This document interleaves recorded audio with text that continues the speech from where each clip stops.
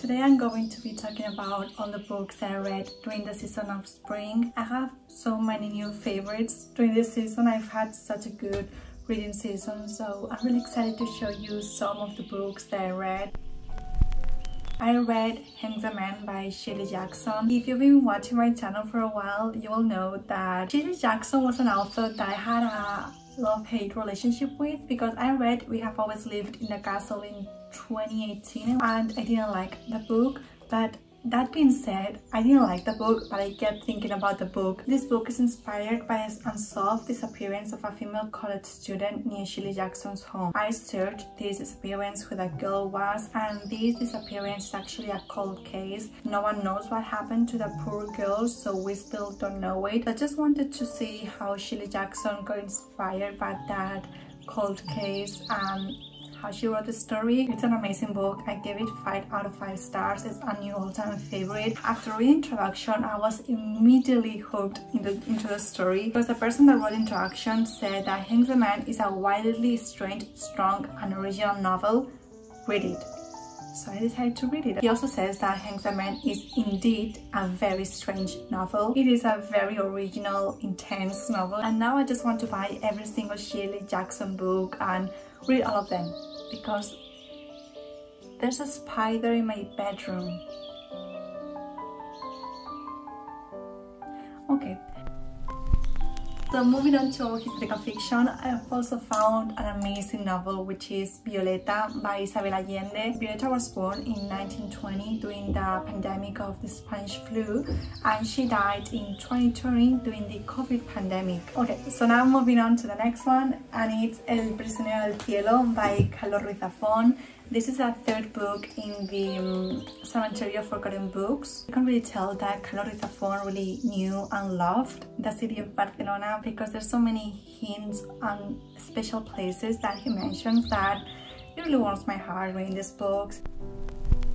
Then moving on to literary fiction, the first book I'm going to talk about is Kim Jong, born 1982 by Chu Namju. I read this book after reading a lot of raving reviews, so I kind of already knew that I was going to like it, but I had no idea what the book was about. So when I started reading the book, I was very surprised, because this book is actually very realistic and very heartbreaking, I guess, because you can see how women are treated in South Korea. Obviously, the rights of women are not perfect anywhere you go. Like in every single country, there's some problems with women. I know this is fictional, but from reading the reviews on Goodreads from Korean women, and also this book was inspired by an assault by a murder, and reading that real story, it breaks my heart into a million pieces. I mean, I'm saying it's amazing, but I'm not saying it's amazing in the sense that, oh my god, that story is so nice to read about.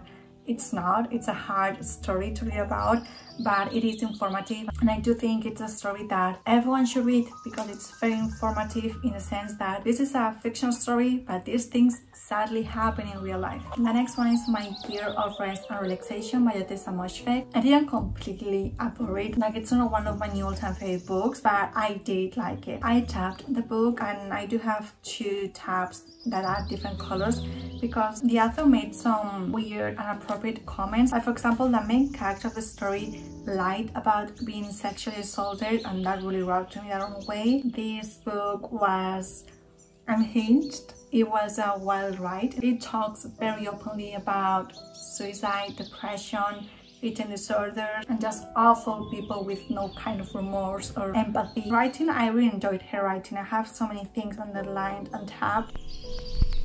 Know My Name by Chanel Miller. I've been wanting to read this book for so many years, but I wasn't prepared to read it, because this book talks about sexual assault. It's really difficult for me to read about sexual assault. I knew I was going to be safe, I guess, reading this book, because the author wrote it herself, so I knew that she wasn't going to write any triggering or any unnecessary graphic scenes. The memoir is beautifully done. I do think that Chanel Miller really has away with words. The next one is The Glass Castle by Jeannette. My friend Rita from my last worth reading recommended me this book. It's also very sad. I keep reading sad books for some reason. This memoir is about the upbringing, the adolescence and the early adult moments of Jeannette Walls. But she had a difficult upbringing because her parents were just they didn't believe in the normal way of upbringing people, like going to school or showering every day or having a normal life. The first half of the book is just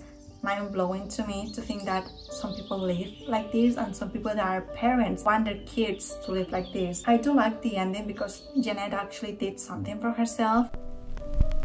Sociology, I read Cultish, The Language of Fanaticism by Montell. I liked it. I think it was a good book, but I do not think it was anything too special because it didn't really go into too much detail or too in-depth in a lot of topics.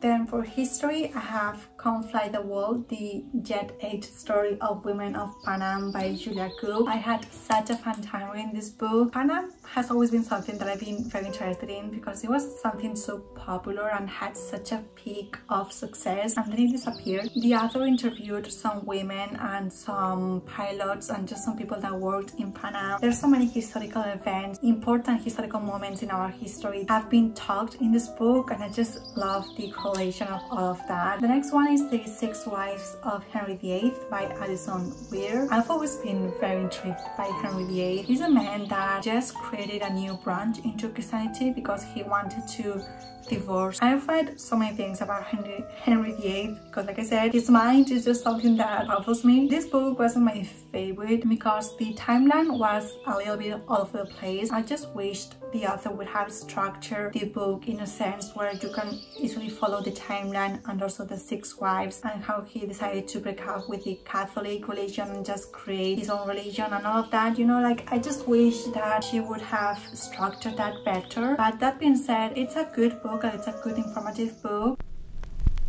Then for true crime, I have After Midnight in the Garden of Good and Evil. There was a book published in 1994 that was called Midnight in the Garden of Good and Evil. So that book became a little bit dated since a lot of the clues and facts in that book weren't actually true.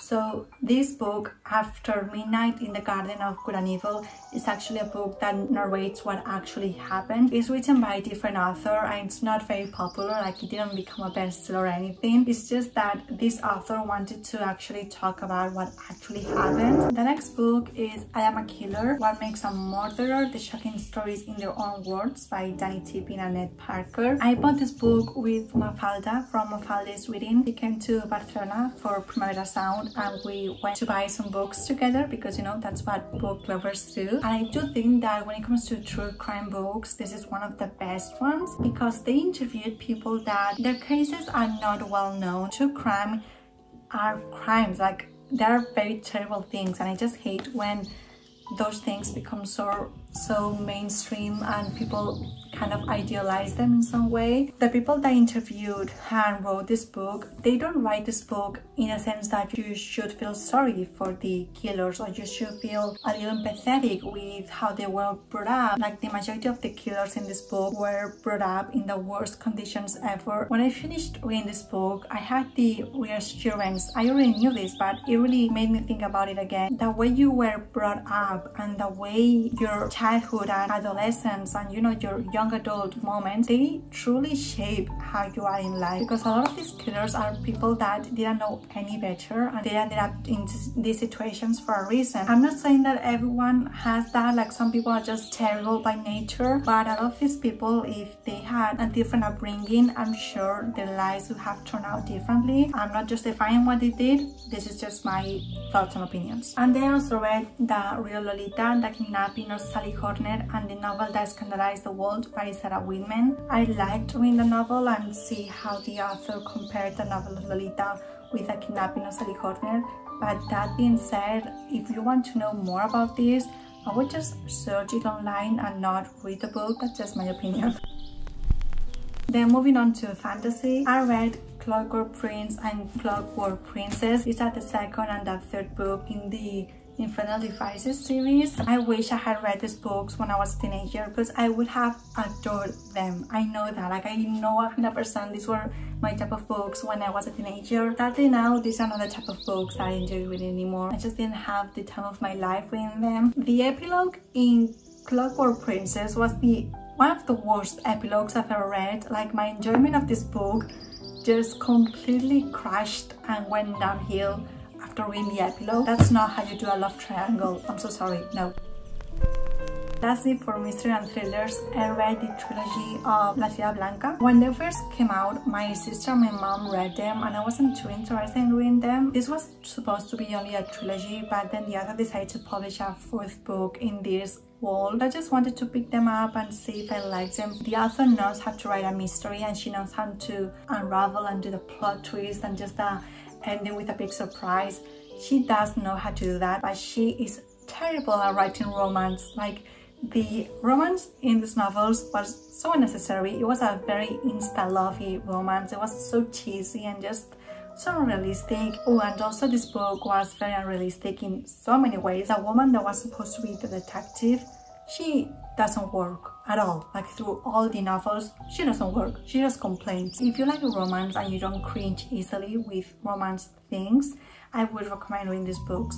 If you're like me and you cannot do very cheesy and insta-lovey romances, then I would not recommend reading this book. So those were all the books I read during the season of spring. I hope you guys liked this video. I had so much fun reading so many of these books. I love reading. So yes, I hope you guys have a nice day and I will see you very soon. Bye!